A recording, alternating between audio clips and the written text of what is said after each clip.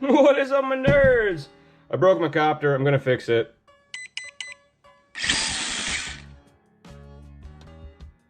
I broke the copter. It burned up a motor doing terrible things, so I am going to replace this motor. It's gonna be super fun, and we're gonna talk about all the things in the copter.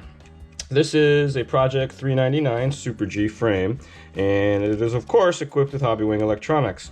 This particular build has 2307, 2306 1600 kV motors, and it'll fly on 6S no problem all day long. I've flown it a little bit on 4S as well, just to kind of get back into the flow of things, and it's still pretty darn fun, but man, 6S is pretty much where it's at. You get like bonus runtime, all sorts of response and power, and never mind the crazy awesome punch outs you get to do. This copter I've had together for several months, and it's kind of been helping me relearn flying again. I took kind of a long flying break and lost some of my skills. So I've been bashing it into trees and using turtle mode like crazy. If I put a couple videos up with flight footage in them, and you could see the massive amount of turtle moding that I do. And if you don't know what turtle moding is, when the copter's upside down, you can flip a switch on your radio and it'll make the motors run backwards when you tell them to, not like the whole time. And it allows you to flip the copter over and get out of, you know, situations, stuck in trees, upside down in the grass, stuff like that. So, oh man, this thing is filthy. But the turtle moding is very hard in the copter because the motors are jammed and you're clearing them and they're getting jammed again. And usually, if you can't get yourself turtle moded within the first couple of tries, you stop. I'm pretty lazy and I keep turtle moding and keep turtle moding and keep turtle moding and all sorts of nonsense. And eventually, I burned up a motor. It happens. It gets jammed enough, and we had been flying several packs that day when this happened, not really taking any breaks between flights, so it was getting nice and toasty. But hopefully, this will be a very simple fix, and I can just change that motor and be good to go. So this guy here is the bad one, the right front. You can see inside of it, it's got some burned, melted grossness in there. Let's see. If you ever burned up a motor, it looks like that, and it's nasty. So the downside to all the wire protection is you have to take all this off.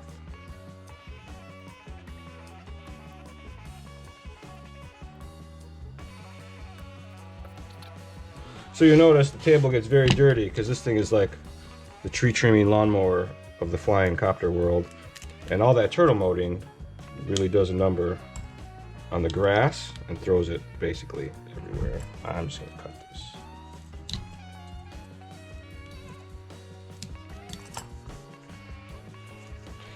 I was pretty impressed because this motor lasted a very, very long time before it finally let go, and like I was not nice to it in any way, shape, or form. So I'll be stoked if everything else is okay. So it's Hobbywing. This is the old 30x30 60 amp. I say old because there's a 20x20 40 amps speed control out, but this is the older version, the original, you know, bulletproof tried and true guy with the F3 flight control. This is Spectrum flight gear, and that's the DJI HD air unit for my FPV feed. That's the antennas that it comes with. I do have Crossfire stuff that I will be putting into here. Travis, my flying buddy M0KE, he used to post on the internet, now he doesn't, but he gave me his previous Crossfire setup so I can put that into my build and get myself some medium range stuff going, so I'm excited for that. I have some projects on the wall. This is the Project 399 Super Steez prototype that I'm ashamed is still sitting here not put together. Sorry, Jordan. So I think for this one, I'm just gonna do the motor and hope for the best when I put it back together. Pop this guy up and out of the way. Everything should clear. Be able to get the wires out of there. Oh, don't forget to turn the soldering iron on. Do you have to walk away from your bench to turn your soldering iron on? I do. It's on a switch way over there. That way when we leave, we can shut the bench down. So while we're waiting for the soldering iron to heat up here, I use a chisel tip that in the world of FPV, people have said, Charlie, you're crazy, that tip's way too big, but it's got a thin side and then it's got the thick side. So you use the thick side for your RC car wires and you use the thin side for your hobby stuff. And even when you need to do like power cables on your speed controls, it's nice to have a good big iron like that. This is a Haku station. If you've ever Googled soldering iron, I'm sure you've seen Haku in the brand list there. But it's super old and classic. I run it at right around probably 800 to 900 degrees Fahrenheit. I try to, when I can, use rosin core old school leaded solder. I buy this stuff from my local hobby shop, Jake's Performance Hobbies in Rohnert Park, and it's just easier to work with. It's not super good conductor. No solder is, as we've talked about many times before, but this is just easy to work with for hand soldering and stuff like that. All right, so first things first, this thing is filthy. Before you lay an iron to it, you really should try to brush the thing off. I say that, and I don't have any of my brushes handy. There's one. So get in there, get as much of this stuff out of there as you can, because you got the copter apart, and you don't want stuff floating around inside your build. I like to do tap. That'll make a bunch of stuff fall out. And that way, look at that, that's a lot of stuff. You're not, oh gosh, so much grass.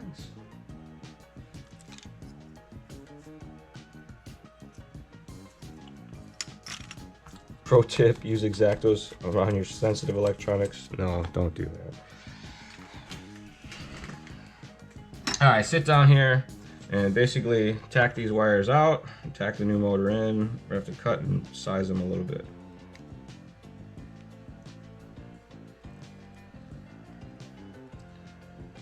So for me, I do my motor rotations on my, oh God, that was terrible. Solder splashing everywhere. And then I just touch these again so it stays a little bit uniform. And then brush it all off one more time. And while I'm in there, I'm gonna give the speed control a look and see if anything looks kind of out of the ordinary. Because usually if you damage a motor, you can damage the speed control, but these are pretty robust and everything looks to be intact. No discoloration or anything, so should be all right. So I got a replacement motor. Where'd I put my replacement motor? There it is. This guy's gonna go here, here, here. So we're gonna shorten those wires up just a fuzz.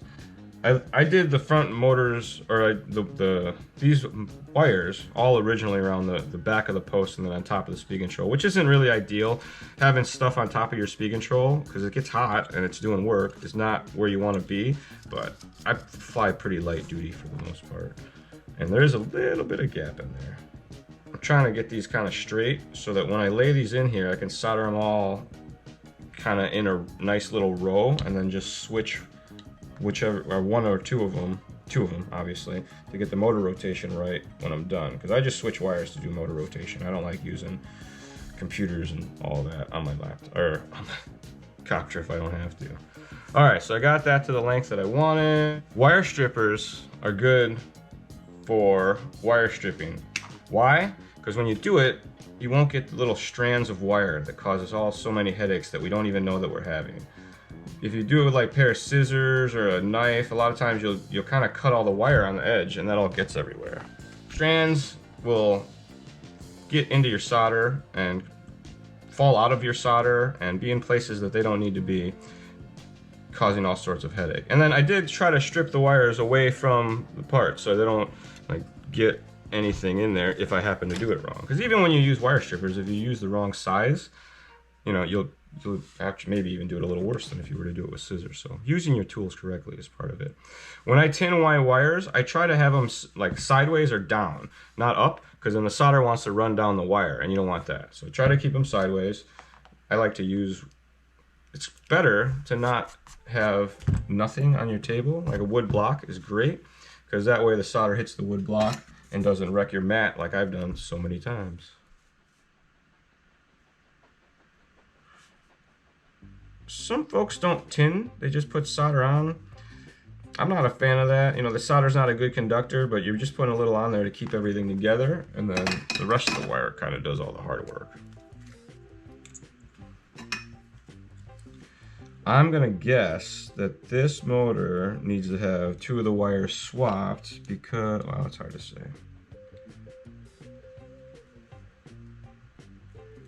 I had braided the original wires on the build. I should have done that to this. What are you thinking? It wasn't.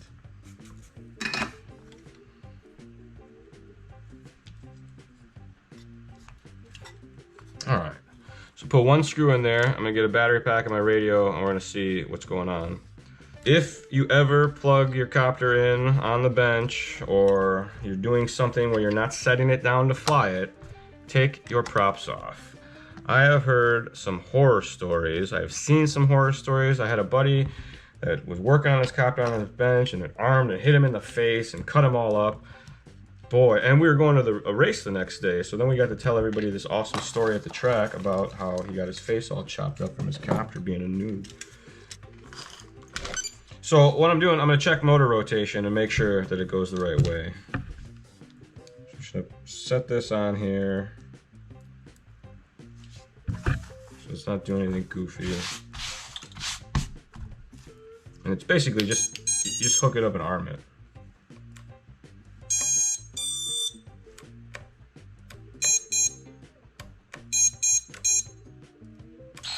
It helps if you have all your switches in the right position. Outside, outside, outside, outside. All right, so we're good. We got lucky, soldered it up and it was right. If that was wrong, I'd pop that off and switch 2 wires and make it go the right direction. Before I button it all up, give it 1 quick inspection. Just make sure that if I got any wires that can be sort of slid out of the way, that they are. This camera wire is kind of sitting under the motor wires, but it's not the end of the world.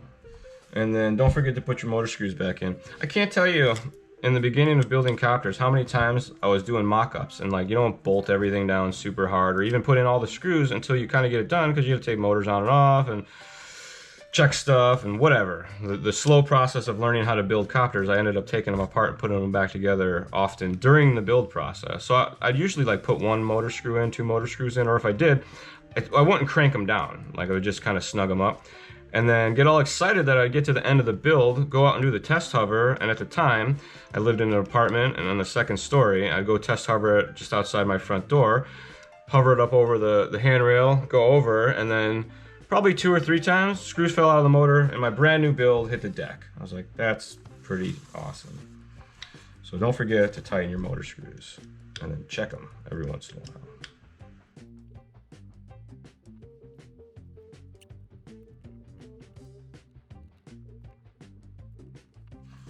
I do the zip tie on the straps now because they're a little longer this way than my tiny packs that I use in this thing. And this just helps so that when it's all strapped together, even if something lets go, nothing goes crazy. Gonna get the tape and stuff back on here again. I run a piece of double-side tape over the wire to protect the wire from prop strikes. It adds like a little layer of protection so the wires don't get cut, and electrical tape around all of that. And I usually try to put a little along all the wires in the front because I smash into a lot of stuff. I've had sticks and things like that jam into my wires and make for risky situations. If you do have any questions, comments, or concerns, please feel free to email us, northamerica@hobbywing.com. Thanks for watching.